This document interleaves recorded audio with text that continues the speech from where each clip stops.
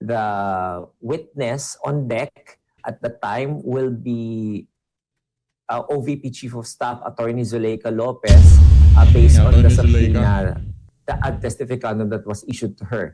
And then on Wednesday, July 15, sa lagay ho na yan, ini-impeach pa ho nila itong si VP Sara. Palakpakan ho tayo mga kababayan sa mataas na puntos na nakuha nitong si VP Sara sa pinaka-latest na survey na ilinabas ng Publicus Asia. Palakpakan ho natin itong si Vice President Sara Duterte. At ang ating mga kababayan na talaga namang napakatindi ang pagsuporta dito kay VP. Isang like at isang subscribe. Masaya na ho tayo dyan at sa mga gusto sumali sa ating community, yung join button na dyan lang ho sa baba. Pakinggan ho natin itong si Ma'am Cora Guidote kaugnay dito sa ilinabas na survey na to sa kasagsagan ng impeachment trial laban dito kay VP Sara dyan sa Senado. Panoorin ho natin itong mga kababayan. Good. Ayon sa Publicus Asia, ang net trust rating ni BBM ay negative 27 na lang. Grabe yan ha. Sobrang baba na niyan at ang ibig sabihin... Grabe, negative 27, napakababa ho niyan mga kababayan. Pero sa tingin ho natin, okay lang ho yan kay Marcos Jr. kasi ang target naman talaga niya, yung amats niya. Basta mataas yung amats niya, yung approval at trust rating niya kahit mababa, okay lang yun, di ba? Basta importante yung amats niya, mataas, di ba? Yan talagang napakaraming Pilipino ang wala ng tiwala sa ating Pangulo ngayon at sa kanyang pamamahala. Kasi ang trust ay mas mabigat kaysa sa approval rating dahil ang tiwala, pag nawala yan, mas mahirap balikan o ibalik, ano? Kasi kailangan mo talaga i-prove na kaya mong panindigan lahat ng mga sinasabi mo. Ang problema, napakalala na ng sitwasyon ng ating ekonomiya, tapos puro politika pa rin ang pinag-uusapan nila. Malaking panghihinayang yan para sa akin kasi alam natin na nanggaling sa napakataas na trust rating nung nanalo si BBM nung 2022. So parang ang laking pag-aaksaya ang ginawa niya doon sa pagtitiwala sa kanya ng mga Pilipino noon. So kung ginamit niya yun para mapaunlad ang ekonomiya at malinis ang kanyang pagpapatakbo ng gobyerno. Sana nanatili na mataas ang kanyang trust rating. Pero ngayon na nakikita natin na negative 27 na ito. Ang ibig sabihin lamang niyan ay talagang inaksayan niya ang pagtitiwala sa kanya dahil sa mga nakita nating mga anomalya, mga korupsyon na nangyayari na parang ngayon lang nangyari sa Pilipinas yung ganyang kalaking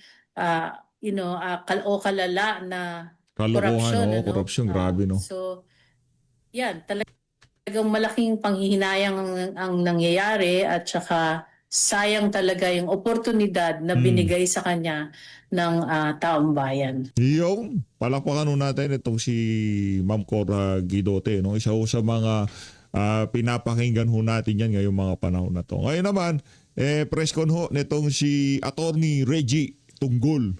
Siya ho ang tagapagsalita ng impeachment court. Pakinggan ho natin. Inaasahan daw na araw-araw nang pupunta sa Senado itong si VP Sara habang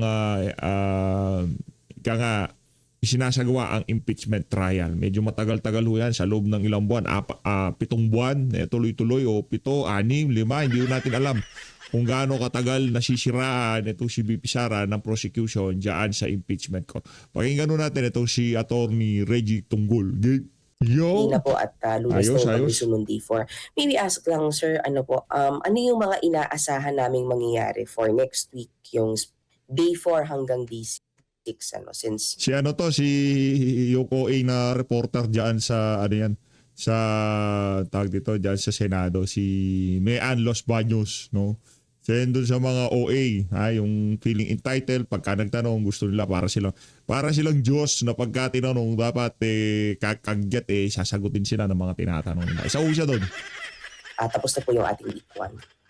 Okay.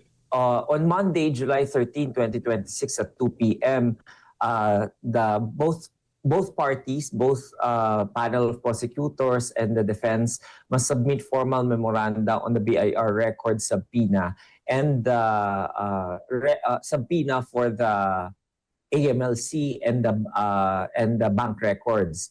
The witness on deck on that day is Attorney Jeremy Lotok by the prosecution.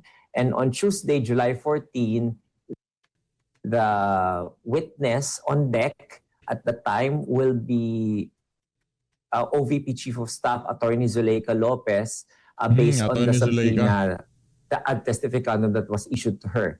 And then on Wednesday, July 15, the witness on deck is the presentation of Captain Belinda Bello, and there will be oral argument on the bank deposits and BIR document subpoenas, which 10 minutes will be given for both sides to argue their positions based on the memoranda that they filed, and 3 minutes for rebuttals. So that is what's going to happen next week. Okay, but last week, itong week na nagdaan, attorney, for 3 days, isang witness lang tayo eh. So do we take it na, since sinabi niyo po per day kung sino, on July 13 ay matatapos ang presentation at cross-examine ni Attorney Lotok? That depends on the panel of prosecutors and the defense as well. Of course, that is just a schedule that is ideally proposed, but as you have seen with the first witness, NBI agent Kalilong, it took little time for them to finish the presentation of their direct examination.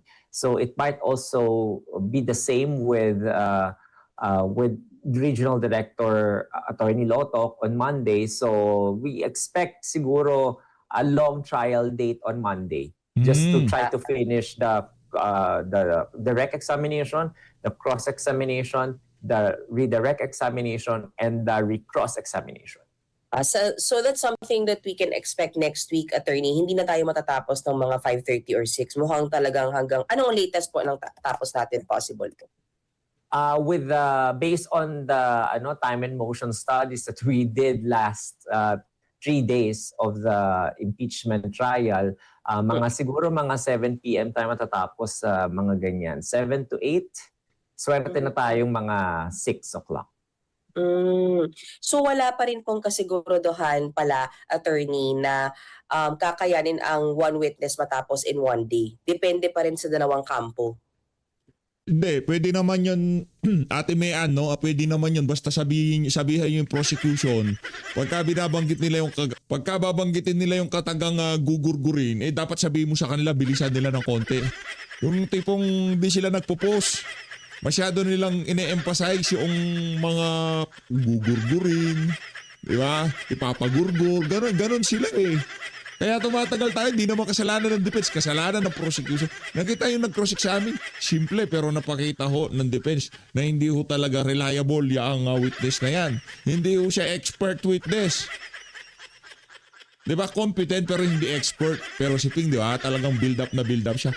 So expert ka nga. Alam mo yung software. So expert ka nga. Okay, expert. Alam pa natin yung expert. Well, like with anything in this world, wala na written. So, depende talaga yan doon sa bilis ng pagtatanong, bilis ng pagsagot, at yung bilis din ng proseso na mailatag ng prosecution yung kanyang ebidensya. Like in any court proceedings, at kahit naman kayo na nasa Senate beat kayo, kahit na may schedule na agenda for the day sa plenaryo o sa komite, hindi naman talaga natatapos lagi-lagi yan, no? We will all endeavor to finish everything on schedule. However, there might be circumstances that will need to have the day extended or even continued the next day. Kasi ang mas mananaig talaga dito, sa ating mga kababayan is yung lumabas talaga yung katotohanan at fully mailabas yung ebidensyang dapat ilabas. Isa pa po. Doon po kasi sa subpoena for kay Attorney Zuleika, sabi po July 13 and 14. Yes. Pero sabi niyo po si Jeremy Lotok po ang 13. So, Yes. tama po ba 14 lang namin inaasahan si Attorney Zuleika, hindi po sa Monday? Yes, tama yun. So no Attorney Zulaika on Monday? Of course, Wala nga 'di ba Attorney Lotok, tapos kung matatapos si Attorney Lotok, si Attorney Zulaika sa Monday, doon natin Tuesday. makikita kung si Attorney Zulaika will be heeding kung tatalima siya doon sa subpoena, pero pinapatawag siya base doon sa subpoena na inilabas ng 2 araw. So dapat kung na-receive niya na yon, nakita niya na yon, baka punta na siya ng Lunes. At kung hindi man siya makapunta ng Lunes, meron pa siyang Tuesday para makapunta at humarap sa impeachment court. Pero tama ba, Attorney, kahit pumunta siya ng Monday, hindi siya possible. Tatalima siya doon sa subpoena. Pero pinapatawag siya base doon sa Sino subpoena to? na inilabas ng 2 araw. Sir. So, Hello? Ayan. Attorney, tama ba? Kahit po ipatawag siya ng Monday, hindi po siya isasalang. Si Attorney tama Zulaika. ka dyan. Tama ka dyan. Dahil ang nakaschedule talaga ng Lunes ay si NBI Regional Director Loto. Okay. Attorney, isa na lang sa akin kay Attorney Zulaika Lopez. Pwede pong pa-explain sa amin mga hindi abogado. Paano po ba yun? Kasi definitely, siya po ay kakampi or nasa kampo ng VP. Pero pinatawag po siya ng PROSEC. Paano po siya makakatulong sa PROSEC kung alam natin na kay VP camp siya? I think hindi ako yung pwede yung tanungin dyan. No? Dapat yung prosecution kasi sila yung nagpapatawag. Pero ang mabibigay ko lang sa inyo is yung alam ko kung saan ka patungo, no? Dahil naitanong na rin naman sa akin yan ng ilang beses kung ikukonsidera ba siyang hostile o hindi. Yes. No? Hindi kasi pwedeng gumalaw ang korte ng walang motion sa either party na ideklara ang isang testigo na hostile.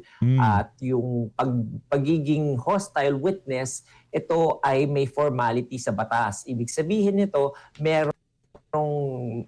merong pagkakaiba sa pagpepresenta ng isang ordinaryong witness at saka ng hostile witness. Ang hostile witness, papayagan ang tao o ang panig na nagprepresenta doon sa hostile witness na yun na makapagtanong ng leading questions, papayagan din na yung nagprepresenta na ma-impeach yung credibility nung tao at saka nung testimony nung testigong pinipresenta. So yan yung 2 pribilehiyo na binibigay ng Rules of Court na nakalagay sa Rule 132, Section 12. Yan yung 2 pribilehiyo na binibigay doon sa nagprepresenta kapag nadeklarang hostile yung kanyang testigo. Pero hanggat walang motion na ganon, hindi iko-considera na automatic na hostile yung testigo na yon kahit pa ito ay alam na o nakasaad doon o stipulated na nagtatrabaho siya sa Office of the Vice President. Last na po talaga. Kailan po mangyayari si motion para po madeklara siyang hostile? Sa umpisa po ba bago siya tanungin ng PROSEC? We do not want to preempt kung kailan gagawin yan ng prosecution or kung gagawin man ng prosecution kasi sila yung party nagpepresenta kay Attorney Zulaika Lopez.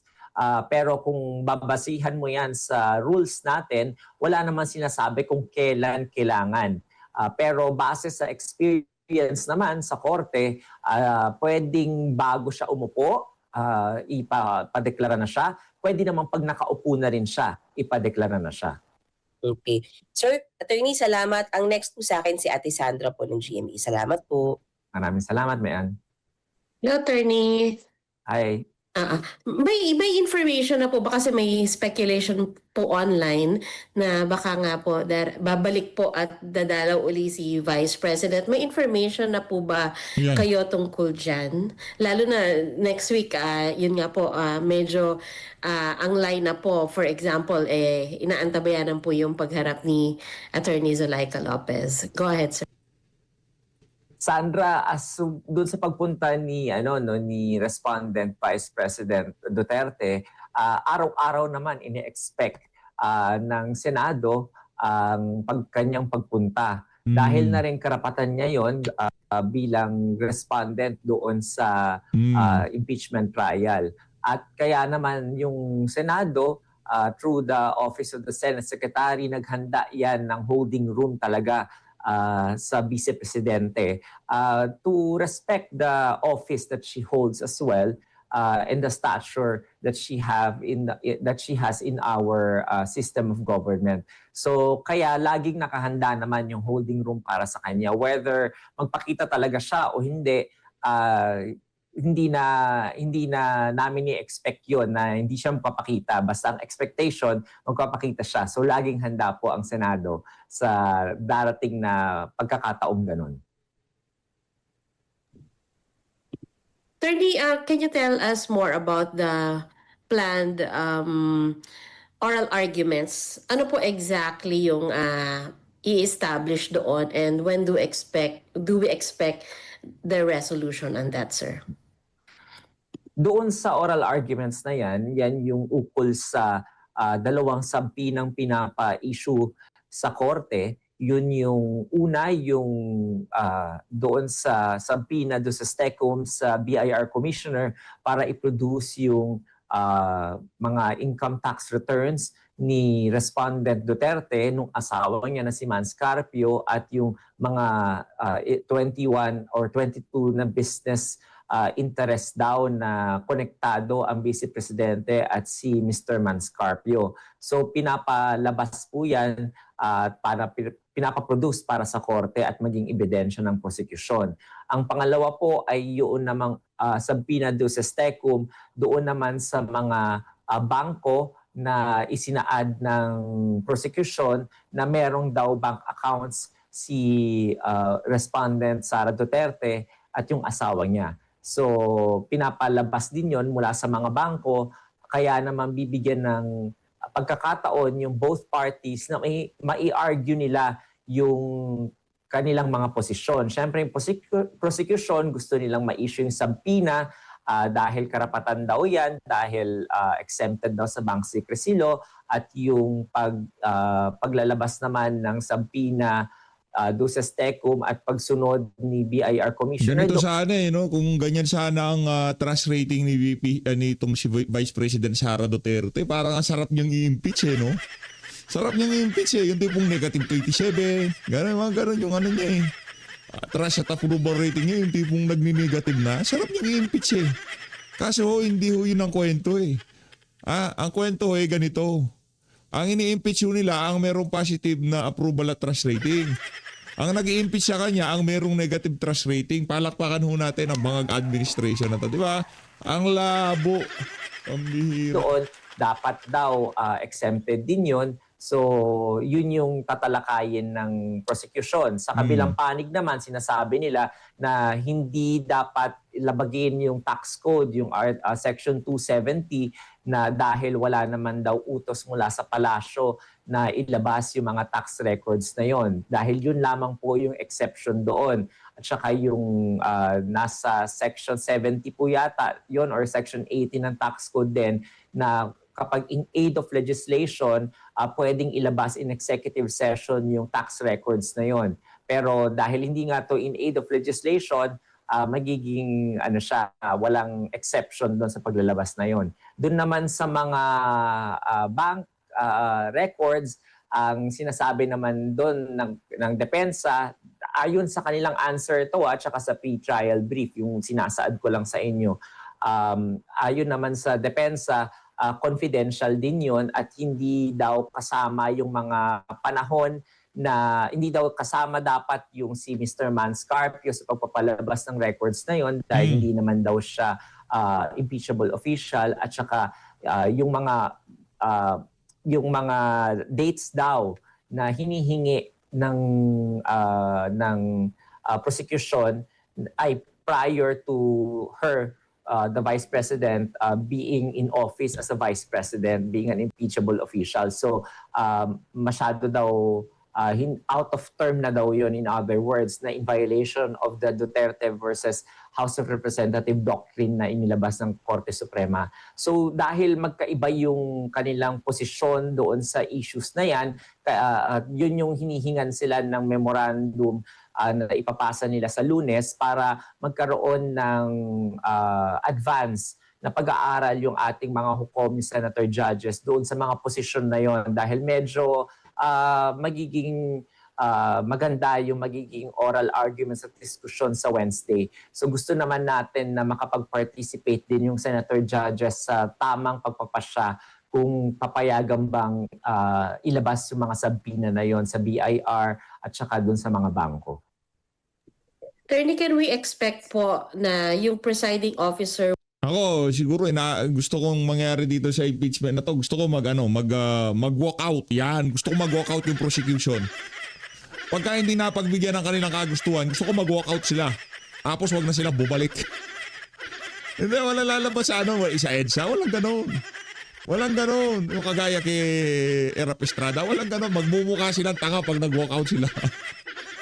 would consult the body at pwede kayang magkaroon ng botohan? Halimbawa, and when do you expect that to happen, sir? Ordinarily, Sandra, ang pagpapalabas ng subpoena, ordinarily under the rules of court, under Rule 21 ng Rules of Court, ito ay isang ex parte, no, or ex parte motion na hindi kailangan ng participation ng kabilang panig. Dahil ex parte to, tinatawag natin tong non-litigious motion. So usually i-issue lang yan. Kaya nga nung Lunes, last Monday, the impeachment court was actually ready to issue the subpoena already to the BIR commissioner and to the banks and to the Anti-Money Laundering Council. However, since it was manifested by Counsel for Prosecutor, a House Panel of Prosecutor Jokno, na they actually amended their request for subpoena, kaya naman nagkaroon ng gantong delay sa pag-issue ng subpoena na yon at hiningi naman ng depensa na makapag-comment sila. So kaya dahil sa agreement na yon ng both parties, kaya tayo magkakaroon ng gantong schedule ng memoranda at saka oral arguments. So technically, the presiding officer can already issue it just like what he would have done last Monday had it not been for the manifestation of House Prosecutor Jokno. Pero dahil nandito na tayo sa punto na to at gusto ng depensa na mapakinggan sila, so I think the presiding officer can do two things. One is to just resolve it and then issue the subpoena after the oral arguments, or not issue the subpoena without asking the body anymore. The body can actually question or appeal that decision of the presiding officer, at kapag inapela yon, magbobotohan lang sila ng yes and nays kung papayag silang i-overturn yon. Kapag matalo yung appeal na yon, then the decision of the presiding officer will stay. I don't think that the presiding officer is predisposed in throwing the question to the body. Medyo kasi sinabi ko nga, ang nature talaga ng subpoena is a non-litigious and ex parte lang. So parang baka masayang yung oras kapag ibato pa ng presiding officer sa senator judges yung question na yon at sila ang bumoto by majority. So depende yan, no? Pero I am just saying the possibility yung mga mangyayari, and knowing the presiding officer is very erudite naman at saka maalam naman sa mga batas natin. I think he's more disposed of yung predisposition niya is to just issue the subpoena or not issue the subpoena even without the of the senator judges. Thank you, Attorney. Thank you, Attorney. Attorney, next po si Ate Nympha kung nandyan po siya. Ang sumasalansan pala itong si Mian, si Ate Mian ang sumasalansan diyan sa press con na to. Aba, matindi siya ang nagpapapasok. Oh. Hi, Attorney. Opo, Attorney, yun lang, merong Facebook post kasi si Senator Robin Padilla, diniscuss niya yung tungkol sa mga video, yung kung alin ang original, alin ang raw. Hindi ba yun sakop ng sub judice rule? Naku. Pag binasa niyo po yung Rule 18 ng ating Senate Impeachment Rules, hindi po pinapayagan yung senator judges at saka po yung ating mga House prosecutors at yung mga defense counsels at pati na rin po yung mga private counsels o counsel for prosecutors na magsalita ukol po sa merito ng kaso. Attorney, baka hindi pa kayo nakakapasyal sa YouTube channel ng House of Representatives. Pagkatapos ho ng kada trial, dyan sa Senado, nagpapapress con ho sila. At hindi naman ho sila nagchichismisin doon. Pinag-uusapan ho nila impeachment nitong si VP Sara, okay? Oh, baka nakalimutan, hindi, baka hindi lang updated itong si Attorney Reggie Tunggol, ha? So, yun po yung malinaw lang sa Senate impeachment rules. Hindi ko po sinasabing may paglabag si Senator Judge Robin. Hindi po ako senador para mag-make ng determination pong ganon. So, I think kung meron pong sentimentong ganon, it will be coming from one of the senator judges. At baka pag napunta po tayo sa puntong yun, doon natin siguro malalaman kung medyo bibigyan lang ng paalala ng presiding officer yung ating mga senator judges. I don't think i-contempt of court naman ng ating presiding officer yung mga ganon. Basta ang klaro po ay pati senator judges sakop ng sub judice rule. Tama ka dyan, Nympha. And then, yung po mga senator... Actually, Nympha, mas covered sila. Kasi nga, alam naman nung gumawa ng Senate impeachment rules na this is going to be a political process at dahil political process siya, yung mga politicians ng mga senador din ay maghahayag ng kanilang mga kuro-kuro ayon sa merito ng kaso. However, kapag ginawa kasi nila yon, ang magiging impresyon sa nangyayari na proceeding sa korte ay hindi na magiging patas. Parang kanya-kanya na lang pala sila. Meron na pala silang predisposed na mga biases at saka prejudice. So parang magiging parang baliwala na pala itong buong ginagawa na trial na to kung makitaan sila ng any impropriety or any semblance of bias or prejudice. Kaya pinag-iingatan po ng hindi na yung prejudice, bias. Diyan nga sa mismong sa loob pa lang ng trial, meron ng bias. Meron ng prejudice. Meron ng mga partidong senador, nakikita na natin. Kung sa mismong loob ng impeachment trial court, meron ng ganong klaseng kalakaran, wag na kayo magtaka paglabas ng mga senador na yan. Attorney Reginald Tunggol naman. Sa loob pa lang, pagtatanong pa lang ni Ping Lacson, Tuta Soto, Risa Hontiveros, itong si Kaayo, maliwanag pa sa sikat ng araw na pre-judge na nila itong si VP Sara. Diba? Hindi pa nga nag-uumpisa ang trial, guilty na si VP Sara kay Risa Hontiveros. Paano yun nga mga statement na yun, kinomenta ni Ping Lacson, Tuta Soto. Tapos gusto nyo sa labas ng Senado, hindi sila magpakabayas, wag nilang i-prejudge. Pero sa loob ng impeachment court, okay lang, gano'n. Palakpakan natin, itong impeachment na to. Pambira. Walang kwenta naman pala kung gano'n, Atty. Tunggol. ng rules, yun, na magkaroon ng ganong impresyon po ang mga senator judges para yung ating publiko ay hindi mawalan po ng respeto at hindi mawalan ng kumpiyansa po sa magiging desisyon ng impeachment court at makita ito na isang fair at unbiased at impartial na isang tribunal po. Thank you, Attorney. And then, yung tungkol kay NBI Director Matibag, kasi minanifest po nung Wednesday, di ba, na ipatatawag siya, pero hindi sila nagre-request ng subpoena. Para lang po mas maintindihan din ng taong bayan, bakit merong ganong, may pinapasabina, merong ipipresent na kahit walang subpoena, at nakaschedule po ba si Director Matibag next week? Ayon po sa manifestasyon ng prosecution, hindi pa po si Attorney Matibag next week nakasalang. Sabi nila nung last day nung hearing, sa next week pa daw siya nakasalang. Although doon po sa unang request po nila, hindi talaga nila sinama si Attorney Matibag doon. Usually nagre-request ang isang panig ng subpoena, dahil kailangan ito sa opisina nung nung testigo para siya ay ma-excuse at na makapag-absent doon sa opisina niya.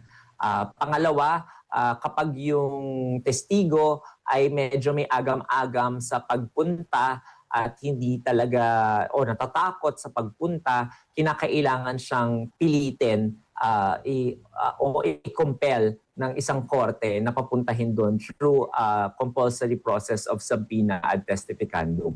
At pangatlo, kapag merong babala. Lumalakas ho ang ulan dyan sa Metro Manila. Mag-ingat ho kayo mga kababayan kasi yung mga flood control ho natin hindi gumagana. Pagka lumakas ho ang ulan, ang hirap ho nito, baka ma-cancel yung impeachment na yan dahil babaha sa Manila, di ba? Pag nagkataon, anak ng Petrang Garapata, kasalanan ni Marcos Jr. kung bakit hindi natuloy yung impeachment. Pero kung ginawa nyo yung mga flood control, hindi lulubog tuloy yung impeachment. Sino nag-cause ng delay? Si Marcos Jr. na naman. Kailangan na sa legal processes para talagang walang excuse yung tao na yun na umattend, kaya nagpapa-issue ng subpoena. So kapag voluntary naman yan at nakausap mo na kagad at medyo wala naman siyang agam-agam sa pagpunta, medyo hindi na kinakailangan ng isang party na magpasubpoena ng testigo. And thank you, Attorney. So hindi siya kailangan ng mga Si Ma'am Nimpa. 5-day notice or 3-day notice na ihaharap siya? Or the same rule applies? Na ilagay siya doon sa list of witnesses nung na ipinasa ng prosecution last Wednesday. Nag-file sila ng mga list of witnesses nila. At apat yung nilista nila at kasama doon si Attorney Matibag. Kaya nila sinabi yon na hindi iuupo this week si Attorney Matibag dahil nga naurong tayo ng isang witness which is si Attorney NBI Regional Director Lotok, di ba? So kung hindi tayo naurong ng isang araw na yan, doon sa tatlo na yon na minanifest nilang iuupo this week, kasama doon si Attorney Matibag. Pero dahil naurong nga, minanifest nila apat yung binigay nilang pangalan, pero minanifest nila in open court na sa next week pa si Attorney Matibag. Thank you po, Attorney. Thank you po. Next. Daniel? Si Daniel. Good morning po, Attorney. Sir, ano po Morning. lang, kasi may mga ilang legal expert na pumupuna, sinasabi masyado daw legalistic, masyado raw technical yung impeachment trial at parang sinasabi ng iba parang nahihirapan daw yung publiko na maintindihan. Yeah. Paano nyo po i-address ito and magkakaroon po ba ng mga adjustment next week tungkol po dito, sir? The impeachment court is aware of those kinds of sentiments. However, we also have to ensure na tayo ay tumatalima doon sa rules. Yung rules of evidence natin at saka rules of court na supposedly applicable at saka yung ating Senate impeachment rules. So kahit gusto nating gawin na parang ordinaryong investigasyon na katulad ng mga napapanood natin, hindi po ganun kasi ang court processes. Napaka-formal po ng court process, kaya tayo bilang publiko sumisilip lang tayo sa gantong court process. So while they are free to say those sentiments and opinions, however, the court has to uphold the rights of all parties, and part of the ensuring na may due process at yung karapatan ng respondent din ay kinikilala natin yung pagsunod doon sa laws, rules at saka rules of evidence na nakalagay po na inisyu ng Korte Suprema. So medyo it's a hard balancing act, no, pero siguro ang magagawa lang talaga ng korte moving forward is to exert more effort into try try to ask the parties to stipulate on matters na medyo wala namang ganong contention yung both parties. So, kunwari, as to the identity of the witness or credentials of the witness, baka pwedeng hindi na step-by-step na tanungin ng taong ng counsel na nagrepresenta, baka pwedeng sabihin na lang, can't you just stipulate that he is an NBI regional director? Tapos para ganon, can't you just stipulate on his qualification na parang 10 years na siya na nasa NBI? Example lang yun na in general ko lang sinasabi yun. So I think that also can save some time para mas mapabilis yung proseso. Sir, lilinawin ko lang po yung kay Attorney Zulaika. Ang sabi, Tuesday pa po siya papasalangin. Pero bakit po pinatawag na ng Monday? Tsaka, in case lang naman ito, sir, kung sakaling hindi siya umattend doon sa subpoena, ano po mangyayari? Like any other compulsory process, no, the court, kapag merong hindi pagsunod sa kanya, pwedeng ma-show cause siya for contempt. Ang tinatawag na show cause dito, isang party na nagpapasunod o nag-issue na nagpapa-issue ng subpoena na yon at na-issue nga yung subpoena na yon can ask the court to ask back to ask the witness kung bakit hindi siya nakapunta at hindi siya tumalima doon sa subpoenang in-issue sa kanya para malalaman ng korte kung meron bang justifiable reason ng hindi niya pagpunta. Kunwari, nasa abroad siya or kunwari may sakit siya ng mga panahon na yon. So, bago siya issuehan ng any contempt, kailangan muna bigyan siya ng due process na makasagot siya kung bakit hindi niya nasunod yung utos ng korte na yon. So, isa yun sa mga recourse ng any party kapag merong hindi pagsunod sa order ng korte. Hindi lang sa subpoena yan ha, pati kunwari inutusan kang mag-file ng memorandum, tapos hindi ka nag-file ng memorandum, then meron kang hindi pagsunod sa korte, so tatanungin ka rin na bakit hindi mo to sinunod, anong rason mo. Yeah. So yun yung pwedeng mangyari kung sakaling hindi sumunod ang isang tao sa orders ng court. Yun. Sir, last na lang. Yung bang pagpunta niya sa Senate po kahapon, paiwating na po ba yun na pupunta po siya sa Lunes? I cannot hazard a guess on her intention kung... Ito naman kasing mga reporter na to ginagawang manghuhula itong si Attorney Reggie. Abangan na lang natin. Oo, nyo naman. Maraming balita, okay? Kalmahan nyo lang. Araw-araw, mula Lunes hanggang Miyerkules, maraming balita. Hindi kayo mauubusan. Hindi rin kayo magkakaroon. That is something that we can Gusto nila lagi silang una. Paano kayo magiging una? Una sa kalokohan siguro, mainstream media, naniniwala ako dyan. Tapos pagka yung mga vlogger na sumalansan, yan. Diyan palang magkakalatagan.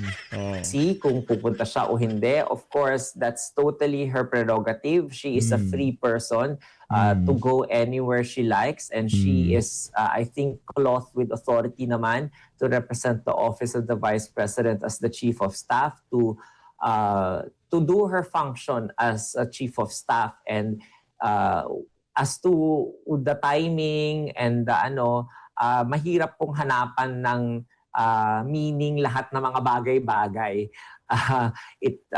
Dahil but the law only presumes good faith on all parties, pati kasama na rin siya. So I think it's a fallacious thinking for everyone to conclude something out of an action of a person na hindi naman connected at all doon sa pagpunta o hindi pagpunta sa korte.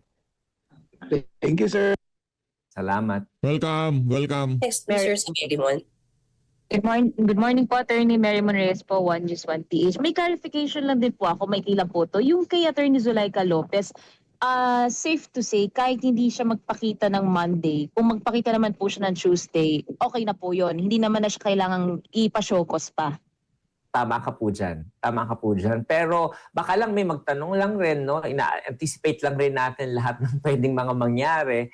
Baka may magtanong lang pag magpakita siya ng Tuesday, tatanungin siya, o ba't di ka nagpakita ng Monday? So that's a fair ask. I mean, everyone can do that. So pero kung nagpakita siya ng Monday, then baka sa Tuesday sabihan din siya o magpakita ko ulit sa Tuesday. So yung mga ganun yung mga scenario na ina-anticipate natin kasi that's just a reasonable cause and effect naman ng pagkakaroon ng ganong sabpina at nasa 2 araw na Monday at saka Tuesday.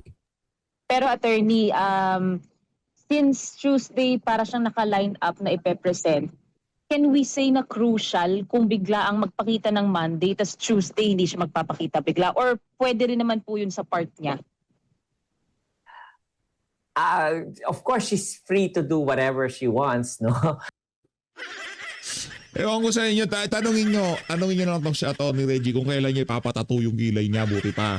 Walang nga kayo, bata ni Chis Escudero yan eh. Na nga, dito na una tatapusin ng ating reaction video. Mga walang kwenta talaga magtanong itong mga to. Kung wala si Mian Los Baños dyan, pambihira.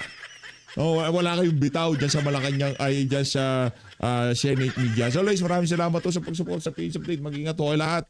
Mahal natin Pilipinas.